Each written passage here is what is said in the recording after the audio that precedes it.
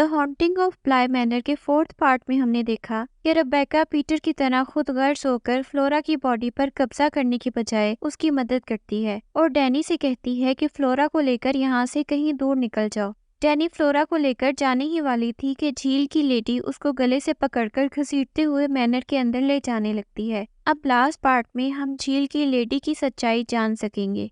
17वीं सदी में हैम्पशायर में एक बहुत अमीर आदमी रहता था जिसकी 2 बेटियां थीं। बड़ी का नाम वॉयला और छोटी पर्डिटा थी। मिस्टर विलोबी के गुजर जाने के बाद दोनों बेटियां अकेली रह गईं। इस जमाने में लड़कियों के लिए शादी करना बेहद जरूरी समझा जाता था।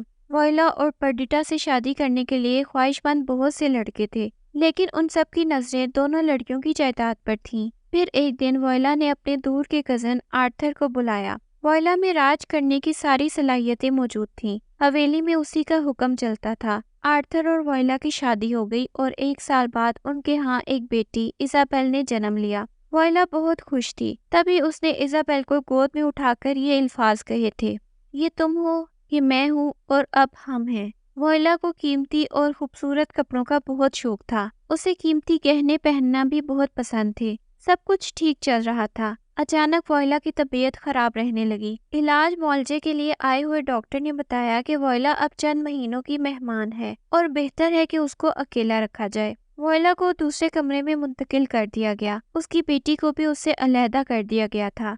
एक दिन ब्लाय मैनर में फादर आए ताकि उसके मरने से पहले उसकी आत्मा की शांति के लिए रस्म अदा की जा सके, लेकिन वॉयला ने ये रस्म अदा करने से साफ इनकार कर दिया और कहा कि वो जिंदा रहेगी। और फिर देखते ही देखते 5 साल बीत गए। वॉयला अब भी जिंदा थी और लोगों का कहना था कि उसकी जिद ने उसे अभी तक जिंदा रखा हुआ है। लगातार बीमारी, बेटी और अपने हस्बैंड से दूरी ने उसके अंदर शदीद गुस्सा भर दिया था। वो बहुत चिड़चिड़ी हो चुकी थी। अपनी बहन पर्डिटा पर जान छिड़कने वाली वॉयला अब अपनी बहन से बहुत बुरा सलूक करने लगी थी। एक दिन उसने आर्थर को बुलाया और उससे कहकर अपनी बीमारी से पहले बनवाए गए तमाम हीरे जवाहरात से आरास्ता कपड़े और गहने एक संदूक में रखवा दिए और आर्थर से वादा लिया कि उसके मरने के बाद ये संदूक जवान होने के बाद सिर्फ इजाबेल को दिया जाए और किसी और को नहीं। फिर कुछ दिनों बाद आर्थर को कारोबार के सिलसिले में शहर से बाहर जाना पड़ा। पर्डिटा अपनी बहन के हकारत और नफरत भरे सलूक से तंग आ चुकी थी। ना चाहते हुए भी एक दिन उसने अपनी बहन वॉयला को खुद अपने हाथों से मौत के घाट उतार दिया।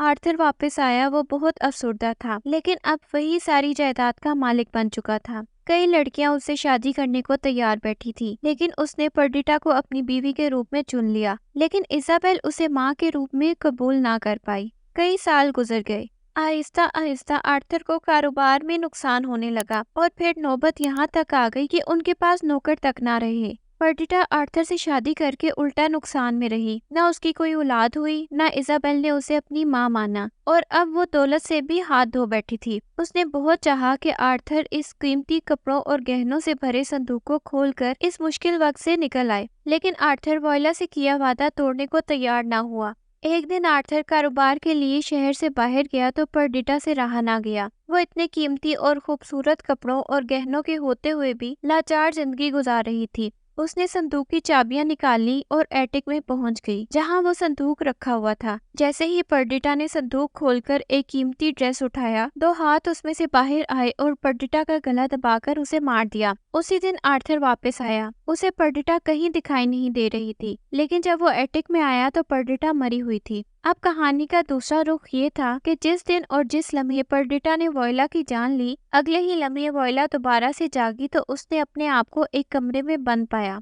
वो उठी, उसने दरवाजा खोलने की कोशिश की, लेकिन वो ना खुल सका। फिर उसने खिड़की खोलने की कोशिश की तो वो भी ना खुल पाई। वो इस वक्त खुद को बिल्कुल ठीक महसूस कर रही थी, जैसे वो बीमारी से पहले थी, खूबसूरत, तरोताजा और सेहतमंद। कमरे में मौजूद अलमारी खोली तो वो उसके कीमती कपड़ों और गहनों से भरी पड़ी थी। उसको ये जानने में ज्यादा वक्त ना लगा कि वो मर चुकी है और अब उसकी आत्मा उसके ही संदूक में कैद हो चुकी है। वो सोती, फिर जागती और चलने लगती। इसी तरह बहुत साल गुजर गए। आखिर एक दिन उसका इंतजार खत्म हुआ। दरवाजा खुलने की आवाज आई। वो खुश हो गई कि शायद उसकी बेटी इजाबेल आखिरकार संदूक खोल रही है और वो उससे मिल पाएगी। लेकिन सामने पर्डिटा थी। उसने ये देखकर गुस्से से पर्डिटा को उसी वक्त खत्म कर दिया। अब जब आर्थर ने पर्डिटा को मरे हुए देखा तो उसने इजाबेल के साथ मैनर छोड़कर चले जाने का फैसला किया।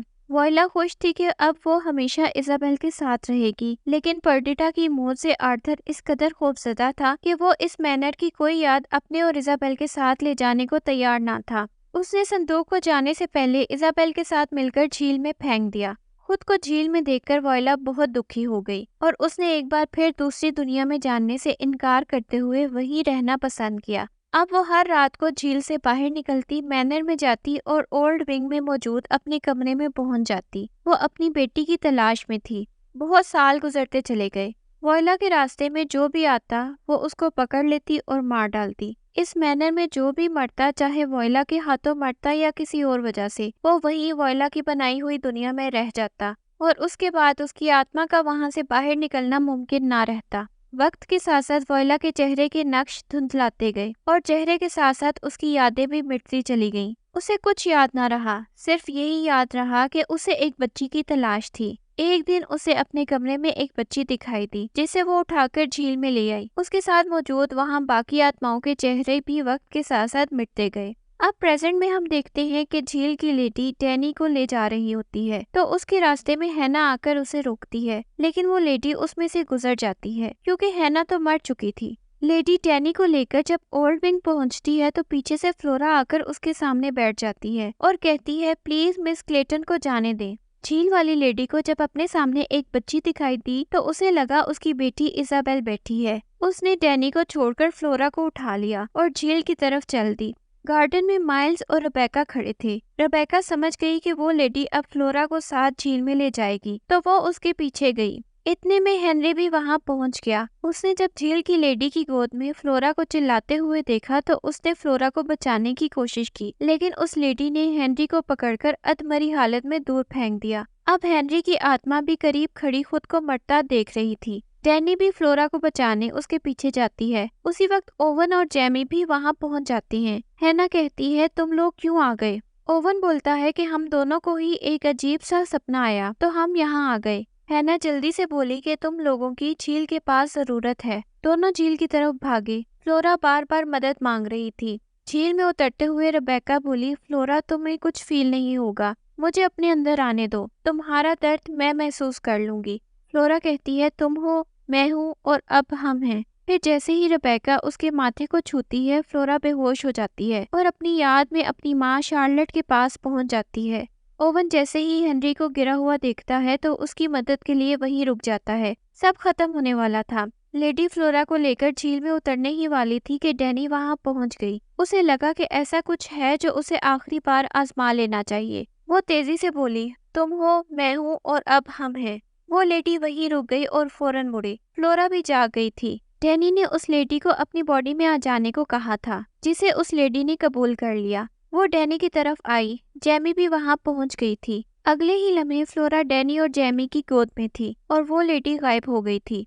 ओवन हेनरी की जान बचा लेता है और अब वहां कैद सारी आत्माएं आजाद हो गई थी। पीटर भी अब आजाद था। वो वहां से दूसरी दुनिया में जा सकता था। माइल्स को देखकर पीटर उससे माफी मांगता है और गायब हो जाता है। दोनों बच्चे भागकर हेनरी के पास चले जाते हैं। वहाँ सब मौजूद थे लेकिन हैना नहीं थी। सुबह तक उन्हें पता चल जाता है कि हैना कुएं में गिरकर मर चुकी थी। ओवन हैना की सारी आखिरी रस्मात अदा करके उसे दफना देता है। बच्चे हेनरी के साथ मैनर छोड़कर जा रहे होते हैं। डैनी जेमी से कहती है कि वो लेडी मुझ में मौजूद है, मैं उसे महसूस कर सकती हूँ। अभी वो शांत है लेकिन वो किसी भी वक्त मुझे अपने साथ ले जाएगी। जेमी उसको बोलती है कि तब तक हम साथ रहेंगे। फिर वो दोनों भी अमेरिका जाकर अपनी जिंदगी गुजारने लगते हैं। बहुत साल गुजर जाते हैं। ओवन ने भी अपना रेस्टोरेंट खोल लिया था। वो हेनरी और बच्चों से अक्सर मिला करता था। ओवन डैनी और जेमी को बताता है कि बच्चे सब कुछ भूल चुके हैं। उन्हें सिर्फ इतना याद है कि वो बुलाए रहते थे। यहाँ तक कि वो अपने साथ वहाँ रहने वाले सब लोगों को भी भूल चुके हैं। सिर्फ हेनरी को सब कुछ याद है। इतने साल सुकून से गुजर गए थे, लेकिन अब अचानक डैनी को अक्सर वो लेडी दिखाई देने लगी थी। वो जेमी को बताती है कि वो लेडी उसे बुला रही है, उसे जाना होगा। जेमी उसे रोकती है। फिर एक दिन वो सपने में देखती है कि वो पानी से बाहर आकर जेमी को अंदर खींच लेती है। इस सपने के बाद वो अपनी सबसे करीबी दोस्त को नुकसान नहीं पहुंचाना चाहती थी। जेमी सुबह उठी तो डैनी जा चुकी थी। जेमी आखिरी बार बुलाई जाती है और इस झील में उतर जाती है। वहाँ डैनी की बॉडी मौजूद थी। डैनी मर चुकी थी। वो डैनी को कहती है कि ये तुम हो, ये मैं हूँ और अब हम हैं, मुझे अपने साथ ले चलो। लेकिन अब लेक की लेडी डैनी थी जो अलग थी। वो ऐसा कभी नहीं कर सकती थी। अब ब्लाय में कोई भी मारा नहीं जाएगा, माजी को कभी दोहराया नहीं जाएगा। अब सीन बदलता है। ब्लाय मैनर की कहानी खत्म हो चुकी थी। जैसा कि हमने पहले पार्ट में देखा था कि एक ओल्ड लेडी किसी वेडिंग इवेंट में जाती है और वहाँ ब्लाय मैनर की कहानी सुनाती है।